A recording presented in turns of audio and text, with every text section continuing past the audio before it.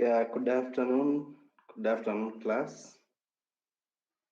How are you this evening? It is already evening. Good evening, class. How are you doing? Can you hear me from your end? Just confirm on our WhatsApp wall that you can hear me. Loud and clear from your end, kindly. May I get that confirmation so that we get started?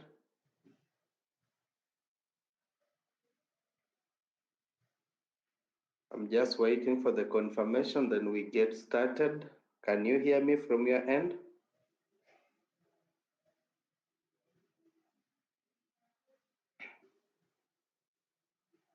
Yeah, thank you so much. It is a confirmation. You're saying you are getting me. So thank you so much. I think we can commence. Okay, what a good confirmation. So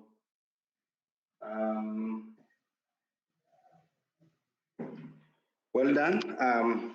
We are sorry we began an hour late because of a few issues here and there, but it's important that we are here once again. In our previous lesson, I was able to take you through comfortably on the relationship between how the contact between Kenya and the outside world. It is important, it was important for that course to lay basis of what we are going to learn. Remember, we are going to look at, in this class today, my prayer is we look at two topics, topic 5 and topic 6.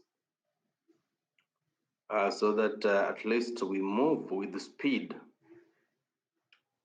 Today, I want us to look at topic 5, mode of trade in pre-colonial Kenya. And then later on, topic 6, we shall be looking at Portuguese, at the East Coast. So under this topic, mode of trade in pre-colonial Kenya, we are going to look at both two types, the local trade and the regional trade. Under these two, we shall be looking at the production, what was produced, how was the organization in terms of the distribution, and the exchange pattern in these two types of trade. So it is important to mention here that trade was a very common economic activity, and it existed before even the coming in of the Europeans. And being one of the major economic activity, it shaped the lives of people socially, politically, and economically. It is trade that laid the foundation of the later, or what we call, international networks.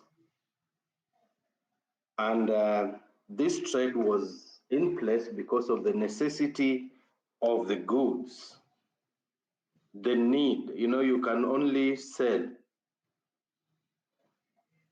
yes, because you have the commodity, or you can only buy because there is that need. So the need is what necessitated trade or pre-colonial trade in Kenya.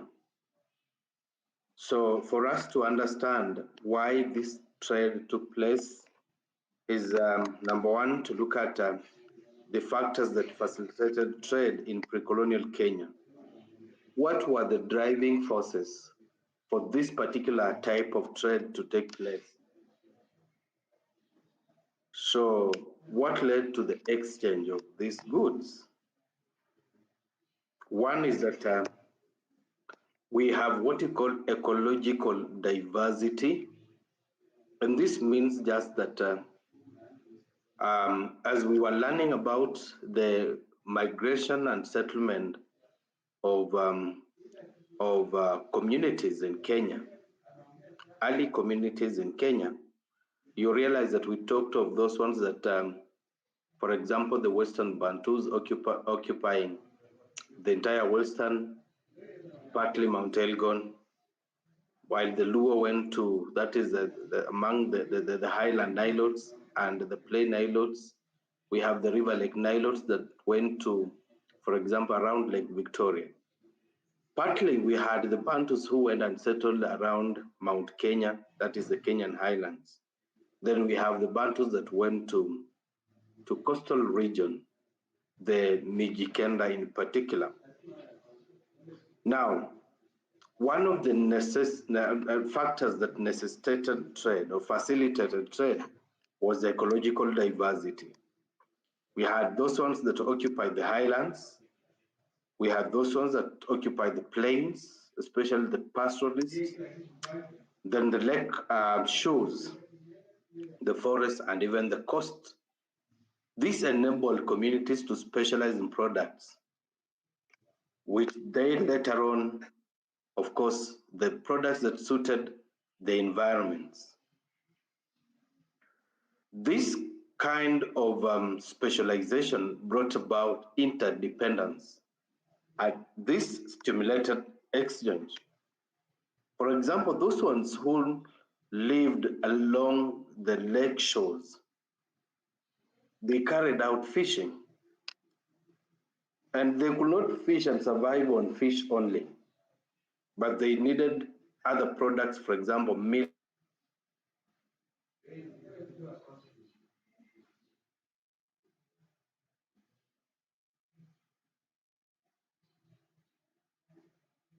With the ones that produced food crops. And this came about as a result of ecological diversity. Number two is the surplus production of goods, whether in farming, in herding, in mining, in craft production, gathering. These economic activities yielded surpluses that could be traded. When you talk about surplus production, we are referring to when you produce more than you need, more than what you can consume, more than what you can use. And therefore, when you produce more than what you require, even today, you will need to sell that extra. We call it surplus. So the production that came as a result of these activities made these Kenyans in pre-colonial Africa or Kenya to engage in exchange. Number three is the social and political stability. Remember that trade can only and could only flourish where there is stability, there is peace. The inter-community relations, which were peaceful, encouraged the movement of trade.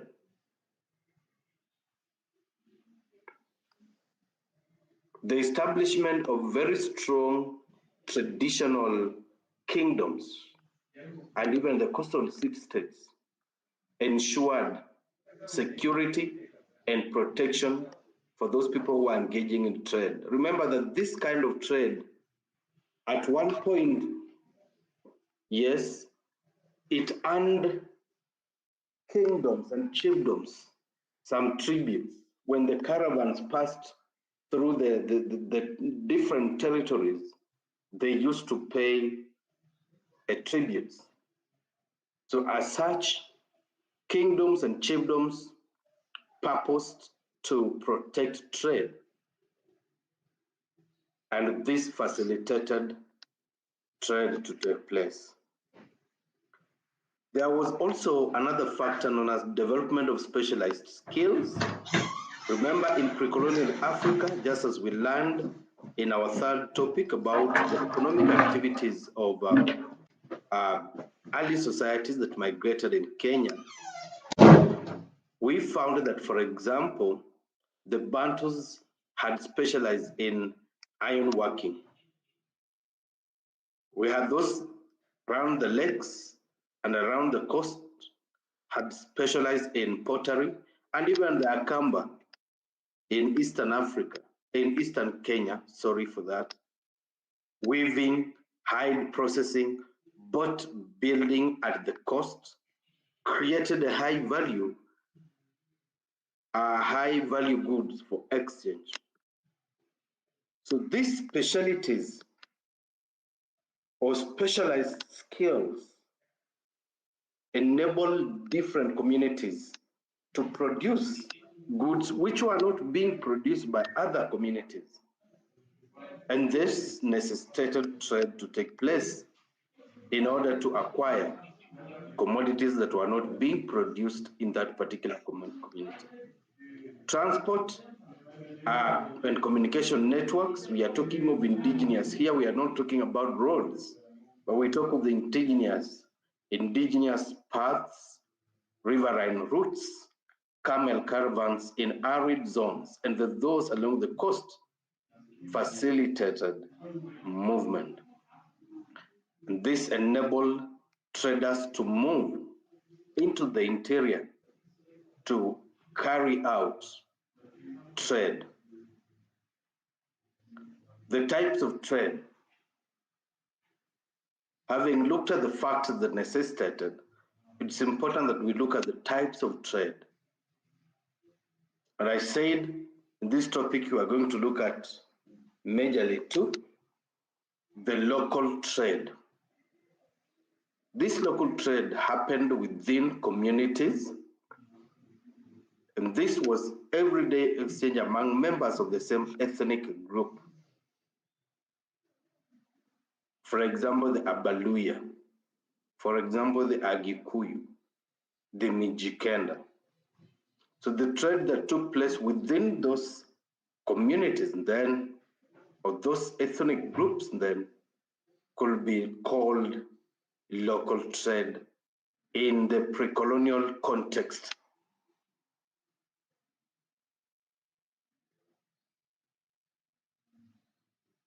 So what were the characteristics of this local trade? This trade was mostly barter and reciprocal exchange.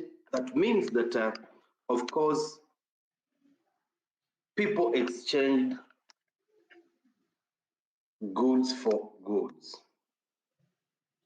We had those ones that were herders. They provided or they exchanged animal products.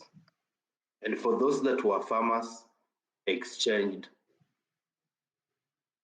food crops. This type of trade, we are calling the local trade that happened within ethnic groups, was conducted in open markets, at times in homesteads, and seasonally during ceremonies. You can talk of the marriage ceremonies, initiation ceremonies. In such functions, trade or the exchange of goods could take place. This type of trade also in pre-colonial Kenya was limited in scale and in distance. And that is why we are saying it just happened within the ethnic group. It did not involve movement to distant places.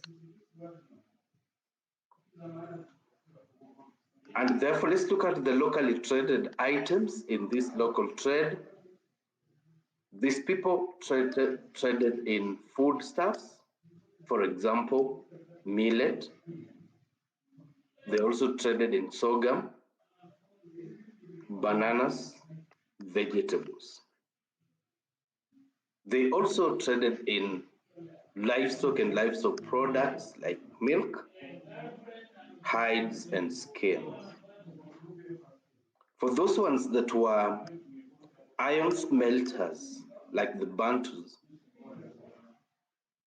they traded in tools like the hoes, like the spears and knives. Household goods were also exchanged, like pots, baskets, and mats. Salt and herbal medicine were also exchanged in this type of trade.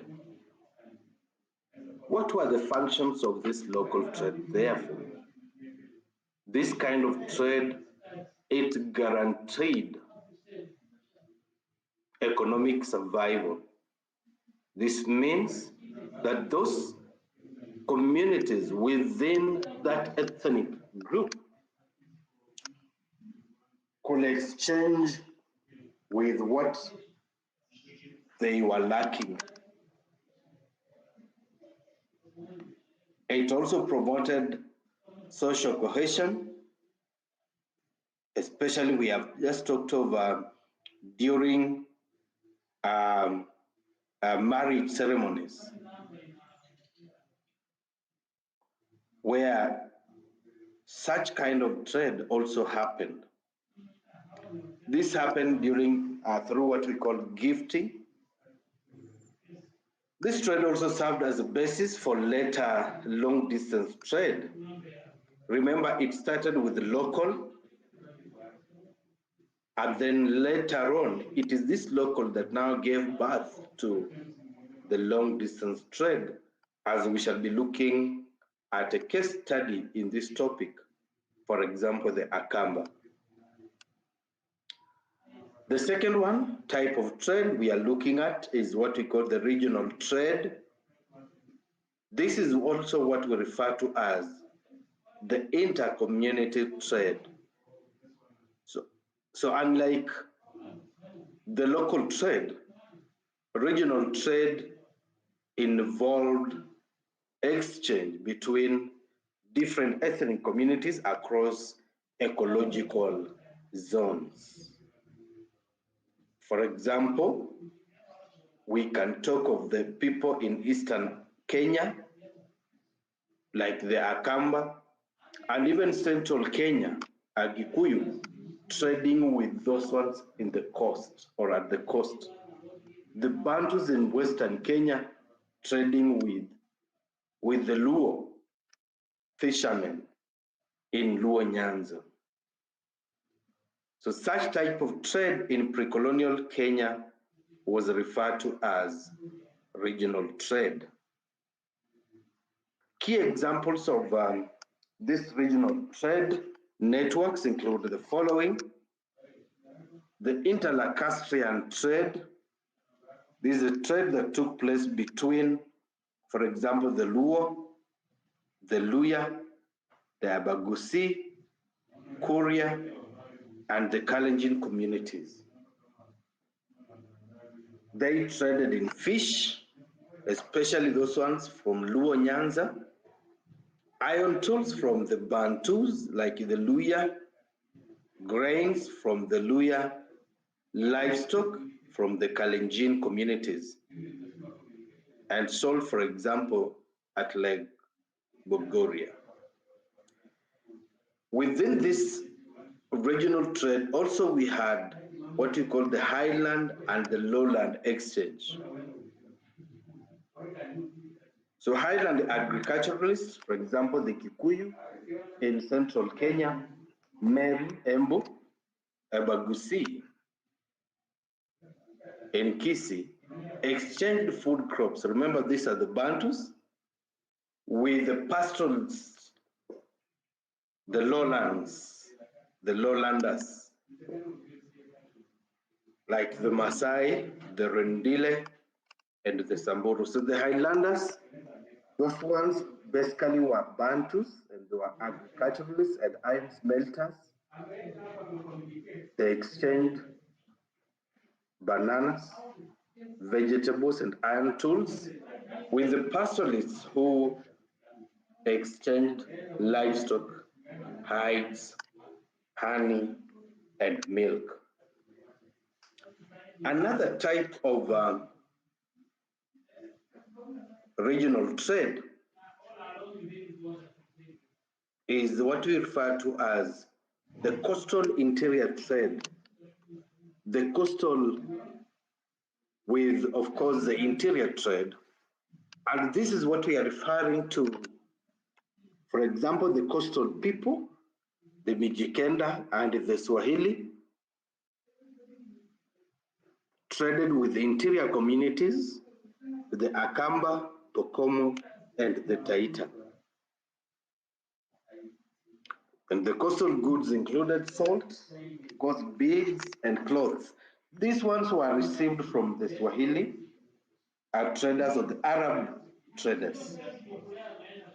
The commodities that came from the interior included ivory, grains, iron tools from the Bantu, then honey. Number 4 is under the types of the regional trade is what we refer to as the expanded Horn of Africa trade. This refers to the northern pastoralists, like for example, the Somali, the Borana, the Gabra, who traded salt, livestock and gums for grain, iron tools, and later imported cloth from the coast.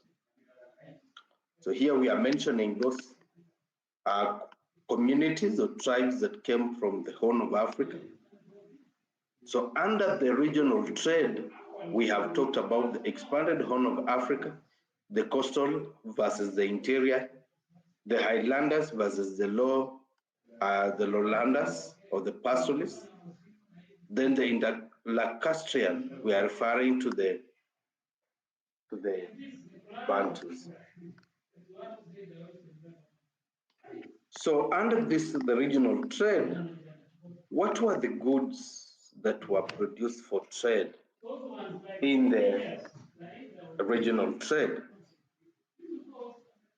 Agricultural produce was number 1. This included millet, sorghum, bananas, yams, grains, and later on, with the coming in of the Portuguese in the 15th century, they introduced maize. But basically, the traditional ones were like millet, sorghum, and yams. Livestock products were also exchanged in the regional trade. Cattle, sheep, of course, goats, and camels, especially in North Africa, in North Kenya. Manufactured items were also items of trade. In this case, we are talking of the iron tools like axes, bows, and spears, which were made by the Abaduya, the Gusi, and generally the Bantus. Then, of course, pottery or the pots, which were made by the Tugen, by Mijikenda, Luo, and the Kamba women. Baskets, mats, and leather goods, which were made by Kamba specialists, Samburu and Turkana. Natural resources were also exchanged as items of trade, which included, for example, salt from Lake Turkana Basin and Lake Magadi, beeswax, honey, and herbs. Those were the items of trade that were, of course, exchanged in what we call the regional trade. How was the organization of regional trade done?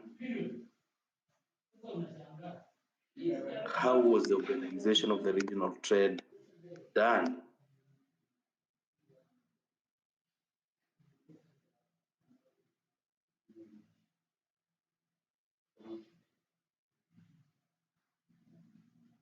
So trade in the regional trade, in this case, developed what we call professional or semi-professional trading classes. Remember, this one is now involving more than one community, the regional trade. And for example, Akamba were the long distance traders, and these ones were more organized compared to any other community in Kenya. The Swahili merchants at the coast were involved. Remember, in our previous lesson, we talked of the Arab and Persian traders before the coming in of the Europeans. The Persians, the Arabs were there at the coast. The Luya fishermen, traders around Lake Victoria. Then we had also, this trade was also organized in terms of caravans, and we had what we call the transport methods. Under this means of transport, we had foot caravans carried goods using porters. They walked into the interior and fetched these products and carried them to the coast. At times, especially in highland areas and semi-arid, donkeys were used to carry the goods. Camels, for example, in northern Kenya, were used to carry goods. Those in canoes at the coast and Lake Victoria were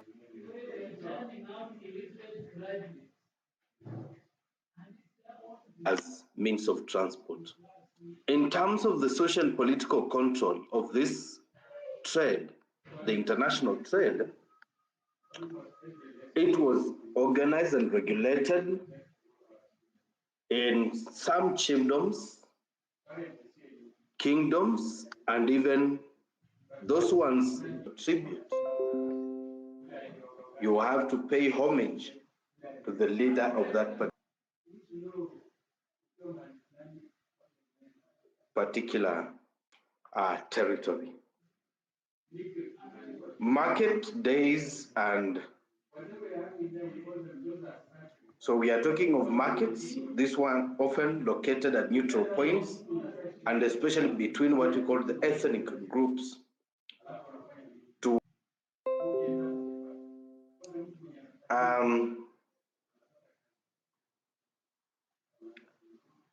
Market days and centers, we had special days that were apportioned for trade or exchange of this trade between these communities,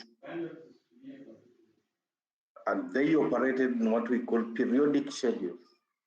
For example, every 4 to 8 days, then we have it was a market day. So examples of traditional centers that existed in pre-colonial Kenya. Among the Meru, we had Motambi. Among the Kamba, we had Taveta and Kitui. Ramogi regions for the Luo, and Munarani in the coast. What were the forms of exchange? Having looked at the organization of this trade in terms of market days, in terms of how it was controlled, means of transport, and the people that were involved in this trade, what were the forms of exchange? Or how did they exchange these goods? Now, it happened in several ways.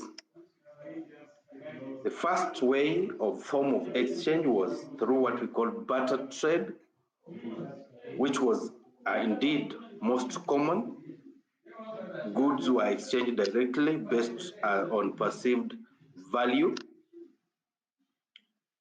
Somebody with a goat and another one with maybe a bag of or baskets of millet could exchange on agreed value. So that is one form of exchange. Then we had what we call the silent trade, or what we call the dumb barter.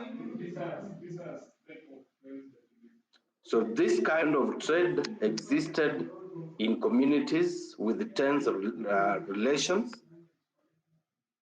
This means these two communities that were exchanging goods were hostile to each other, and therefore they didn't want to engage in talking and therefore exchanging. So what happened? The traders left goods at a designated spot, others inspected and left their own goods in exchange. This was quite dangerous, and of course, it was done on the basis of as much as there was tense relations. I don't know how it really happened, because you have to leave your goods there. There is no talking. Another one will come and inspect and will leave his or her goods there. So your work will just be to go and pick what was left there for you, as the other one picks, without the exchange of words. And that is why it was referred to as dumb barter. There was also the gift exchange. I talked about this one earlier. And this one, as much as it was a kind of trade or form of exchange, it was used to strengthen alliances. For example, if we had two hostile communities, they could come together by exchanging gifts, especially with the leaders of these communities or kingdoms or chiefdoms. And this happened especially between the pastoralists and the agriculturalists. But it's important here to mention that although we didn't have formal currency that was used by then in the pre-colonial Kenya, later stages of this kind of trade happened with the use of currency. And currency was in form of the cowrie shells, which was brought by the Indian Ocean. We talked about this as items of trade initially when we were looking at the contact of Kenya with with the world. So cowrie shells were accepted as a form of exchange, a means of exchange. Iron hoes and spears were also legalized in some communities as a form of exchange or a means of exchange. Livestock as units of value in pastoral communities were also accepted and legalized.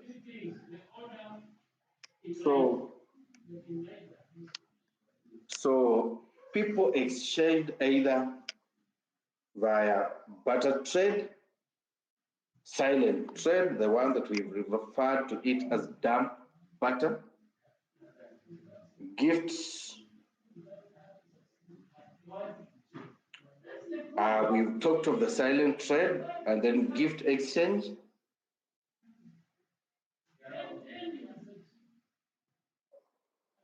And then we have talked of the use of early currency, the cowrie shells, among others. So what was the impact of local and regional trade, having looked at the organization of the two types of trade here that we just talked about that was done in pre-colonial Kenya? We have learned about the local trade that was done within an ethnic group, and then the regional trade that involved different ethnic groups. So what was the impact or the result of these kinds of trade that was carried out? We can look at this in different perspectives. For example, we had economic impacts where there was promotion of specialized production and division of labor. Like those ones that were specialized in iron smelting did so. Those ones that did fishing also went on, and this necessitated exchange. There was also this trade also led to the increased food production or security through access to varied food types. growth of crafting industries, like for example, smithing or smelting, pottery and weaving.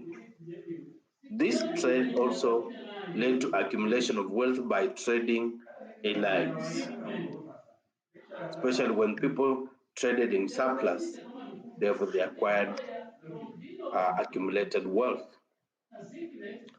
Social impacts. Social impacts.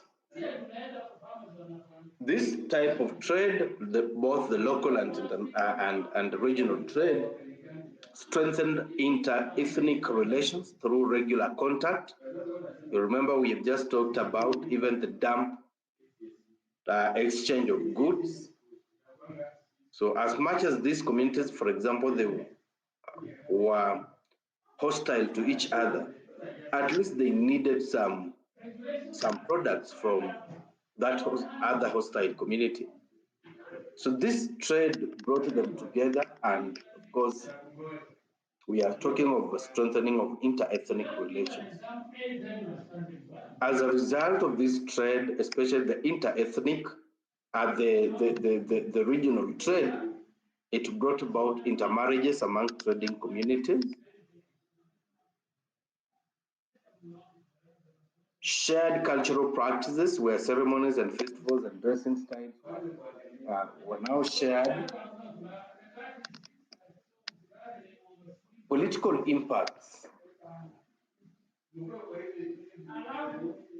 We can talk of emergence of political leaders or merchant elites controlling trade routes and markets, especially we've talked of those kingdoms. Some communities, for example, Akamba, gained regional influence due to strategic trade routes. Alliances and peace treaties were negotiated to ensure safe passage for the caravans. Technological impacts included the spread of ironworking technology from the Bantus to other communities that had didn't practice that. Development of better transportation techniques. We've just talked of the making of canoes and those in Lake Victoria and along the coastline of Kenya. There was also introduction of the foreign items. Remember, the Swahilis, the Arabs participated, and even the Persians participated in this type of trade, especially the regional trade. Remember that this distance trade, long distance trade by the Akamba, laid the foundation for international trade, whereby the local and regional networks eventually connected to Indian Ocean trade, the Arab and Swahili trading systems, and later caravan trade with Portuguese and European explorers, as we shall be seeing in our next topic. It is important, therefore, to look at a case study of Akamba long-distance trade system in Kenya, in the pre-colonial Kenya, and it's important to look at why the Akamba were able to excel in this trade. One is that they had a central geographical position. Look at where the Akamba are positioned, and they could now act as middlemen or intermediaries between the coasts, that is the foreigners, the coastal communities, and the interior of central and even western Kenya. They had a knowledge of interior routes. They were skilled caravan organizers. They had ability to negotiate for peace with their neighbors. This made them to excel very well in this trade. They were able to export ivory, honey, skins, and medicinal herbs, while they were able to import clothes, beads, and firearms later on. So this trade was very, very important because it facilitated integration of interior Kenya into wider trading networks. So what were the challenges of the pre-colonial trade? We have talked of the local trade and the regional trade. What were the challenges to this type of trade? Remember, like for example, we are talking of the regional trade that entails different communities trading together. They faced a challenge, for example, hostile inter-ethnic relations and cattle raids. It was there and still persists even today. Harsh geographical terrain in the deserts, we just talked of the northern Kenya, mountains, especially in central Kenya, and forested areas. Drought and famine affected surplus production because remember, trade is only possible with, of course, and it's made possible with the need and the production of surplus goods. Disease outbreaks among people and livestock also became a challenge. Insecurity on trade routes due to bandits or rival communities, and even at times the man-eaters. The animals attacked the caravans as they traversed into the interior of Kenya. It is important, therefore, in conclusion, to note that local and regional trade in pre-colonial Kenya formed a complex system of economic interdependence that connected different communities long before the colonial era. So these networks influence cultural exchange, political organization, and economic development, setting the stage for later interactions with the wider Indian Ocean trade. So in this topic class, we have learned about how trade existed in the pre-colonial period in Kenya, factors that necessitated this trade,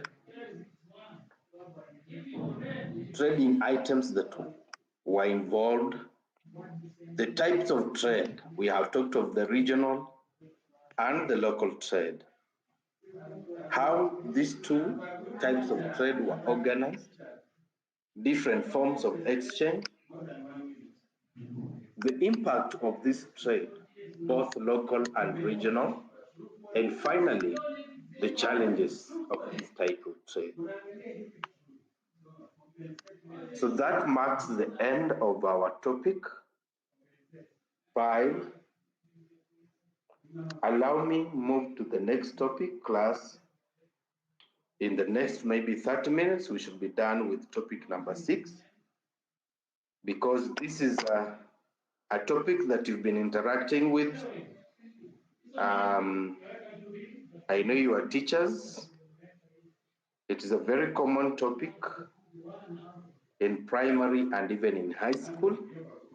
Topic number 6 talks about the Portuguese presence and its impact in Kenya from 1500 to 1700. So remember, we talked of the early contacts of Kenya and the outside world up to the 15th century. But with the coming in of the Europeans, especially the Portuguese, they displaced the early communities that existed and subdued them. Although, as we shall be learning about this topic, you realize that later on, they were defeated. That is why we are talking of the 15th to 17th century. Early, in fact, end of 16th century. So the Portuguese, it's important to note from the very beginning that they were the first Europeans to set their foot and establish their political and commercial military influence to the east coast. But remember, in Kenya, they had to interact with the Swahili city-states, which were earlier on established, Arab merchants that we talked about in our previous lesson, and of course the African communities that existed in the interior, the ones that we are calling, for example, the Akamba, that really flourished during what we call the long-distance trade. I hope class we are together.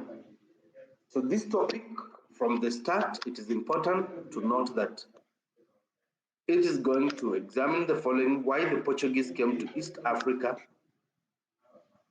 their activities along the Kenyan coast, methods of administration, their relationship with the local communities. Just give me a minute, kindly. Give me a minute, class.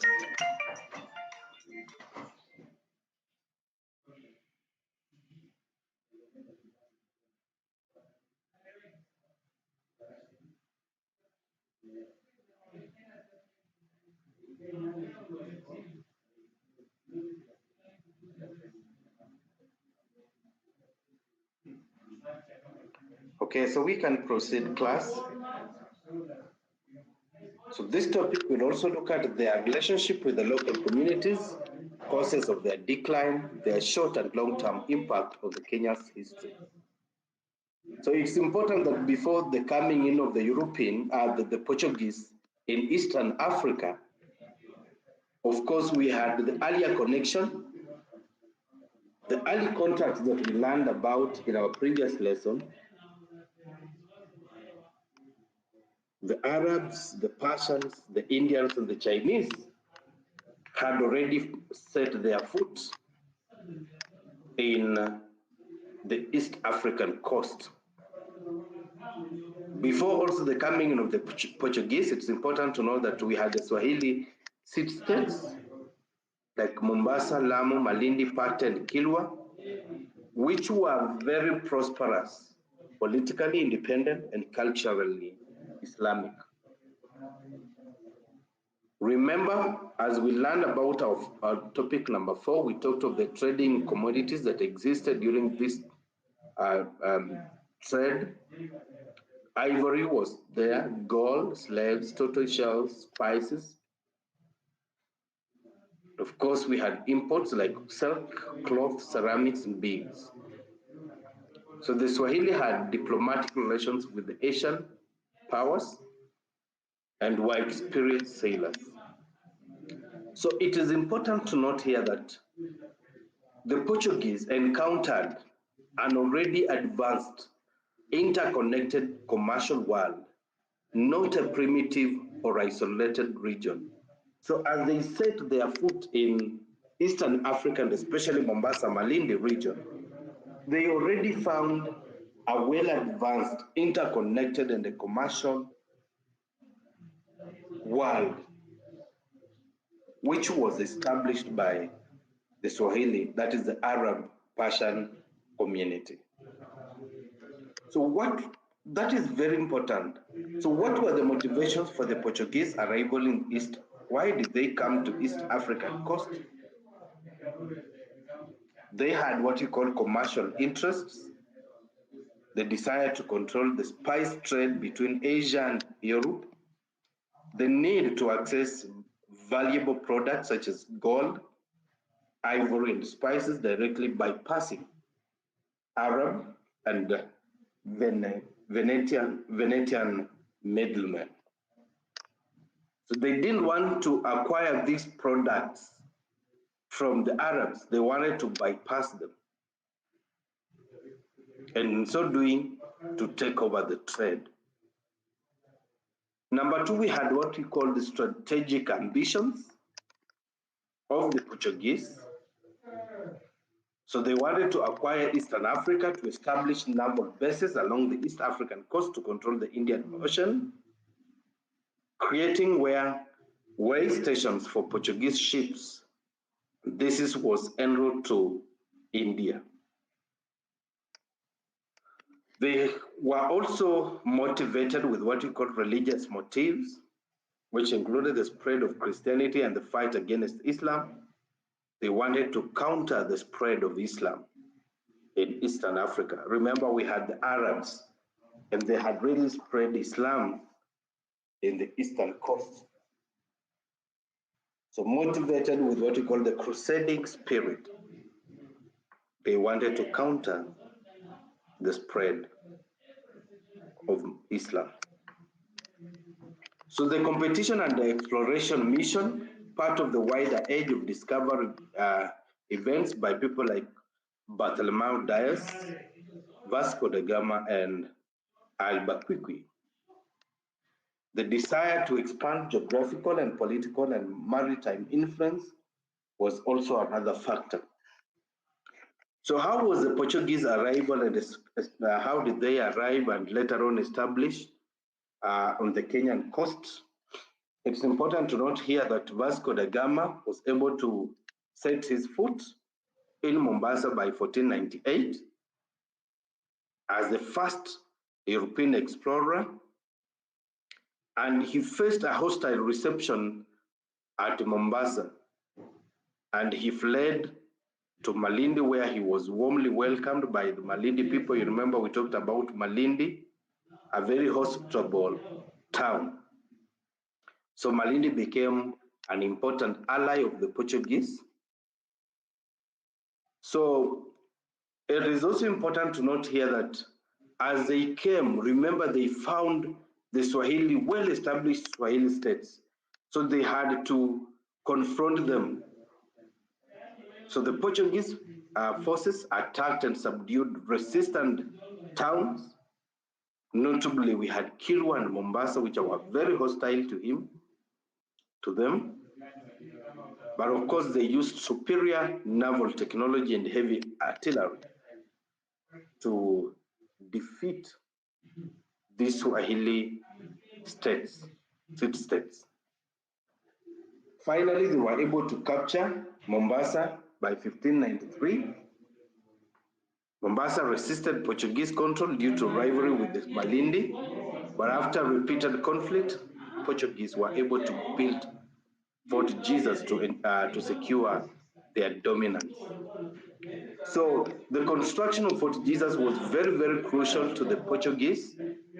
This was built between 1593 and 1596 under the direction of Giovanni Battista Kairat, and Fort Jesus served as a military fortress, administrative center, a naval base, and it was indeed a symbol of Portuguese power. So it's important also to look at the Portuguese administration on the coast. How did they administer the coastal region? So, of course, they employed both direct and indirect method at the coasts. Let's look at the administrative features. So the coastal towns like Mombasa, Malindi, and Pate were overseen by a captain major. The Swahili rulers who collaborated were retained but under Portuguese supervision. But they made sure that taxes and tributes and custom duties were imposed on the city-states. In fact, this was a major blow to the Portuguese later on, because their rule was very, very harsh.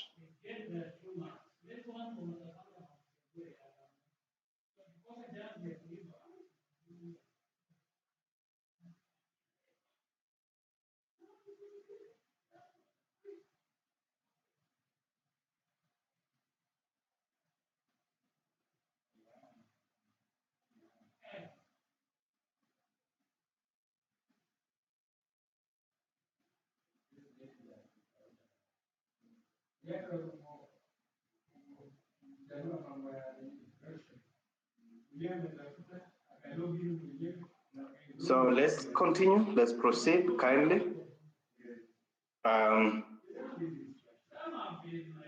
And we are saying that the administration of this kind of taxation is what finally worked against the Portuguese, because it was harsh, it was firm, and continuously the city-states rebelled.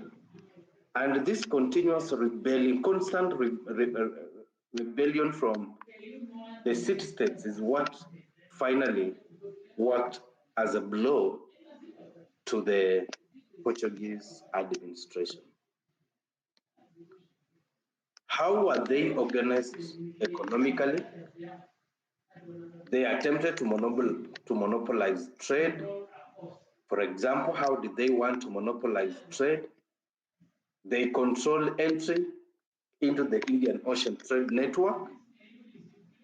They imposed the categories, the naval passes for all the ships that entered the coast. They also took share of the port revenues and tribute.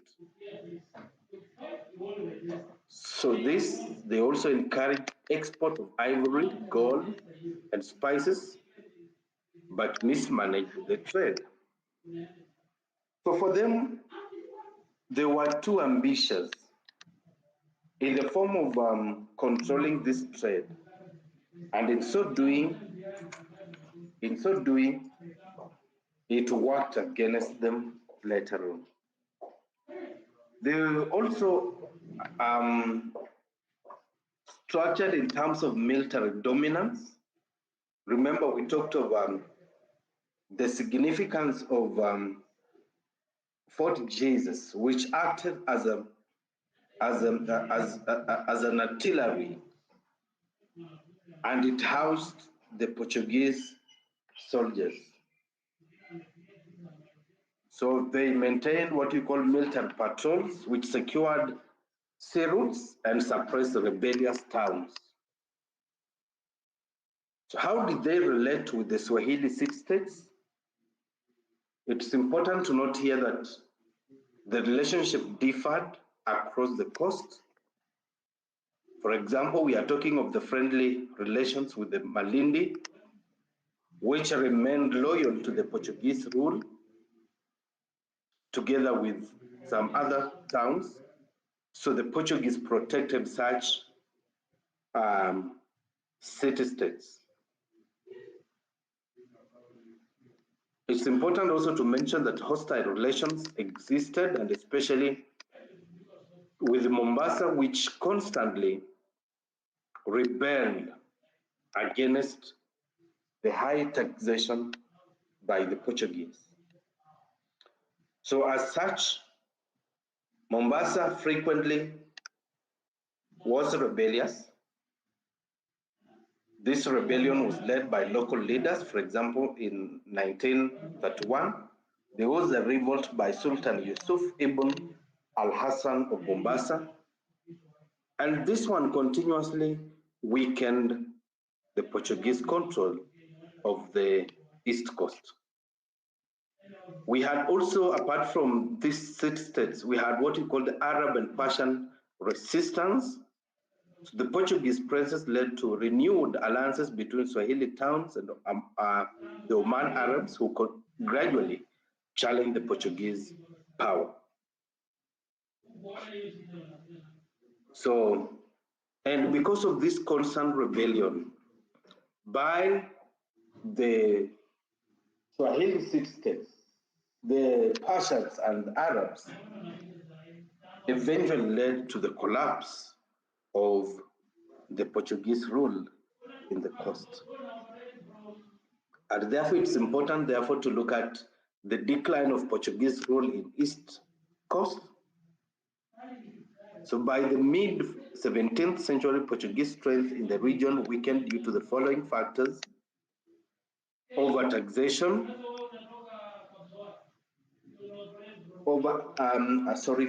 overextension of empire, whereby the Portuguese struggled to maintain far-flung colonies in Asia, Africa, and Brazil.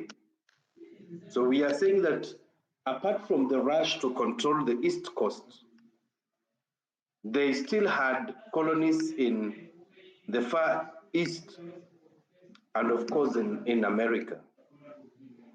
And this really weakened them because they could not control, given the persistent rebellion from the coast. Apart from this, we had also what we call the hostile local populations. The Swahili towns constantly rebelled due to economic exploitation, religious tensions, and political interference. Remember, we have just talked of the direct administration of the East Coast. The religious tensions between the Muslims and the Christians, economic exploitation which resulted from excessive taxation system that was put in place. Oman resistance, indeed, this one offered a big blow to the Portuguese. So Oman Arabs launched several attacks on Portuguese-held towns. By 1698, after a long siege of Fort Jesus, the Oman were able to expel the Portuguese from Mombasa. Poor economic performance, Portuguese monopolies disrupted trade networks rather than enhancing them. So unlike the Arabs who encouraged the flourishing of trade, the Portuguese really disrupted the trading networks. Because remember when we talked of the Arab relationship and the Persian with the regional communities like the Akamba, the Arabs were able to encourage, but what happened with the Portuguese was that they disrupted the trade that initially occurred or that was in existence. There was also what we call the internal Portuguese instability. This was as a result of the competition between Spain and Portugal during the Iberian Union of 1580 and 1640. It weakened the administrative attention to East Africa. So the divided attention really weakened them. So after 1698, the Portuguese retreated to Mozambique, ending their dominance on the Kenyan coast. It suffices, therefore, that we look at the impact of Portuguese presence in Kenya, and we shall be looking at both, of course, the positive and the negative concurrently. So we had what we call economic impacts. The positive impact was that there was introduction of new crops from Asia and the Americas, such as maize, pineapples, sweet potatoes, cassava, groundnuts were introduced. They also enhanced shipbuilding knowledge through exposure to European maritime technology. The negative economic impacts include disruption of the flourishing Indian Ocean trade that eventually collapsed, the imposition of taxes and tribute impoverished many Swahili towns, trade monopolies restricted local merchant activities, frequent warfare damaged commercial and agricultural productivity.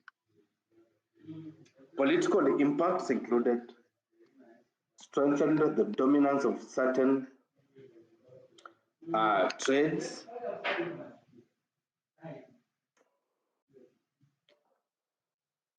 towns like Malindi, of course at the expense of Mombasa, because Malindi was very welcoming to the Portuguese. So they built Malindi at the expense of Mombasa. It also triggered new political alliances between Swahili towns and Oman, which initially were not in good terms, but for purposes of a common enemy, they had to strike an alliance to defeat the Portuguese, who became a common threat to the Swahili towns and Oman Arab.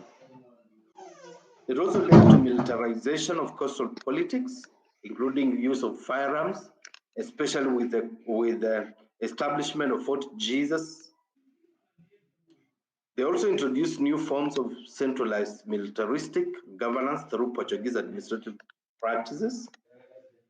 Social and cultural impacts, we had the positive, for example, introduction of Christianity, although it was limited in long-term effect because of already established Islamic religion at the coast. We had cultural exchanges through new foods, architecture, music, and dress. Swahili culture absorbed some Portuguese loan words, for example, mesa for table, leso for handkerchief, among others. Negative socio-cultural impact include social instability due to conflicts and forced labor, disruption of traditional governance structures, hostility between the Muslims and Christians was intensified.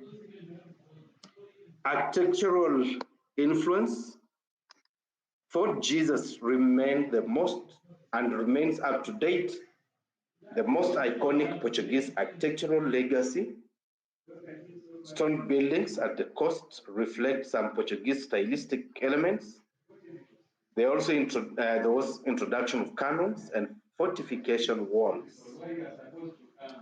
So long-term historical consequences resulted from the Portuguese presence, set the stage for later contestation between the Arabs, Oman rulers, and eventually Europeans, that's the British and the Germans in the 19th century. There was a weakening of Swahili city-states, made them more vulnerable to later colonial encroachment. Reorientation of Indian Ocean geopolitics that opened Eastern Africa to global imperial competition. So that marks the end of our lesson today.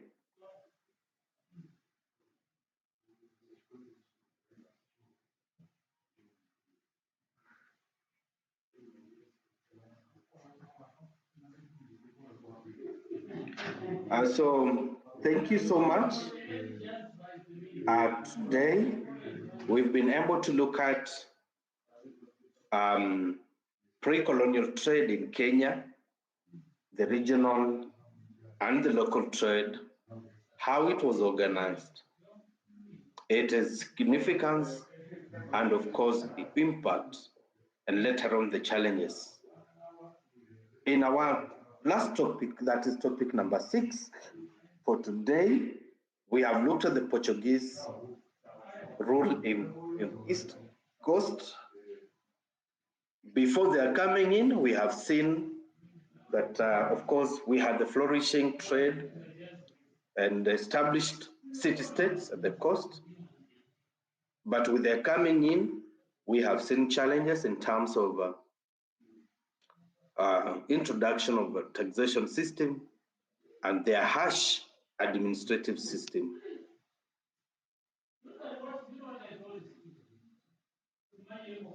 Some of the important, we have scholarly works in our libraries. Please interact with them, beef up what we have learned today for posterity purposes. So thank you so much. So far, so good from my end. May I get some feedback from you on our WhatsApp? Kindly. May I get some feedback from you? Kindly. Have we been together in that class? Ama tumeachwa nyuma sana for purposes of future classes. Kindly, may I get some feedback from you? Just post something on our WhatsApp. I'm also checking on our YouTube link. Any communication from you? Were you able to follow up what we have learned today?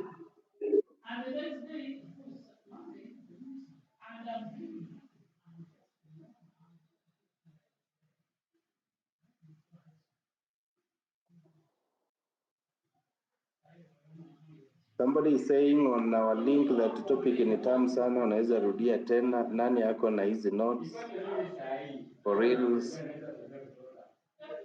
Jarada hii lesson. The lesson has been interesting. I'm also looking at our WhatsApp.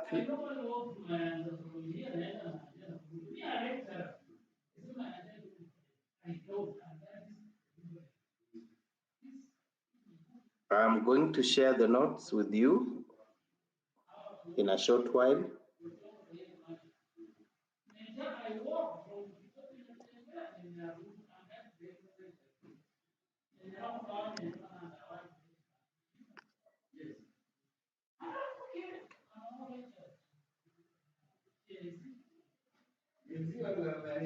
So thank you so much, class. We meet next time. God bless you. Have a good evening.